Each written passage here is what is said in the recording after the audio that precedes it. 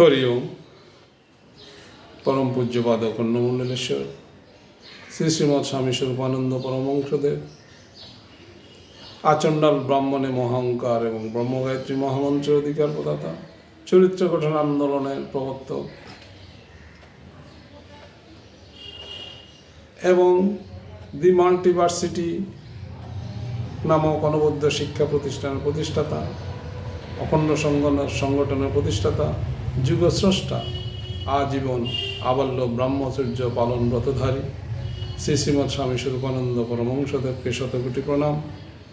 ভক্তগণ যিনি যেখান থেকে আমার সংকলনে যোগ দিয়েছেন, দেশে এবং বিদেশে, সকলের প্রতি আমার সশ্রদ্ধ জয়গুরু শুভেচ্ছা, স্বাগতম এবং অভিনন্দন।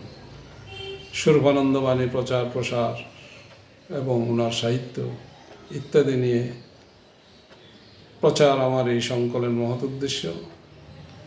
সকলকে আবারও সশ্রদ্ধ শুভেচ্ছা স্বাগতম জানিয়ে সংকলন শুরু করছি। চলুন শুরু করি।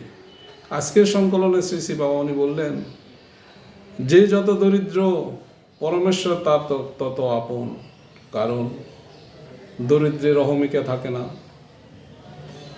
যে যত বিপন্ন পরমেশ্বর তার তত নিকট, কারণ বিপন্নের আত্মবিমান থাকে না। কিন্তু তাই বলে সাধ করে দরিদ্র হওয়ার আর বিপদে পড়া কোনো কাজের কথা নয়।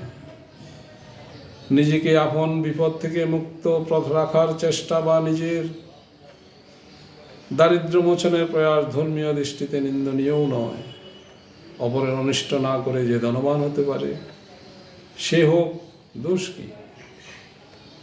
তবে এই ধনের মালিক যে সে নয়, সব ধন মালিক যে শ্রী ভগবান, এবং এই ধন ভগবানের সন্তানের সেবায় প্রযুক্ত হলে যে সার্থক, একথা মনে রাখা চাই।